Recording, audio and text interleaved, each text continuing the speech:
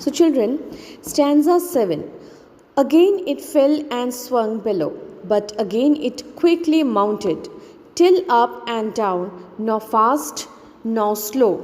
9 brave attempts were counted. In these lines, the poetess tells that the spider once again fell down and it was hanging in the air, but without losing any time, it moved up again. Sometimes it went up, sometimes it fell down, sometimes its progress was fast, sometimes slow, and in this way it made 9 bold attempts to reach its cobweb. Okay.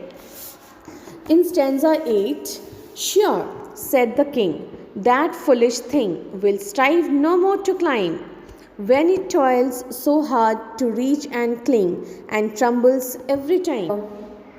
In these lines, the poetess tells that the King Bruce said to himself that as spider had fallen for so many times, it must have found out that it could not reach its destination, okay, and it would not make a further attempt at climbing, because in spite of his hard labor and brave efforts, it could not succeed.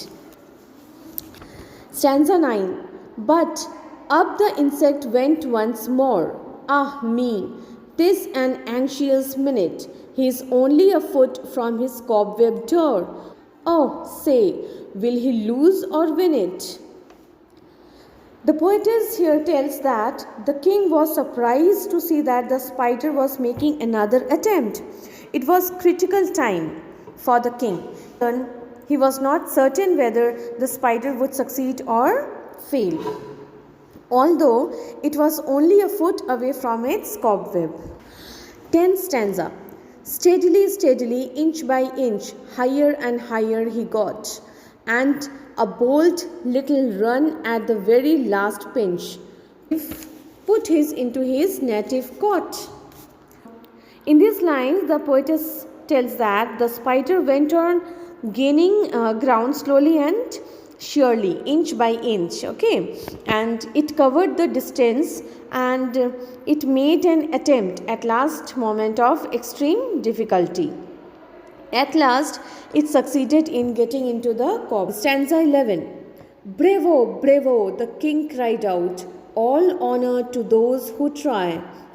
The spider up there defied despair. He conquered, and why should not I?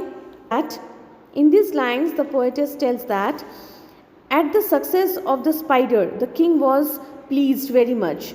He appreciated the efforts of the spider by saying, well done. Okay. And he said, honor and glory falls to the lot of those who are never discouraged by failures, but they try again and again. The spider did not mind disappointment and at last succeeded in reaching his cobweb. The king said, if a spider succeed by perseverance, there is no reason why he should fail. Now, in the last stanza, and Bruce of Scotland braced his mind, and gossips tell the tale, that he tried once more and he tried before, and that time he did not fail.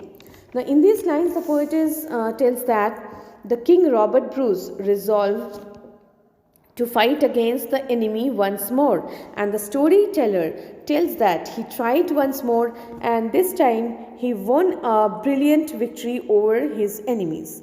So children, this was the meaning of the poem. I want all of you to go through it, understand it. Okay? Thank you.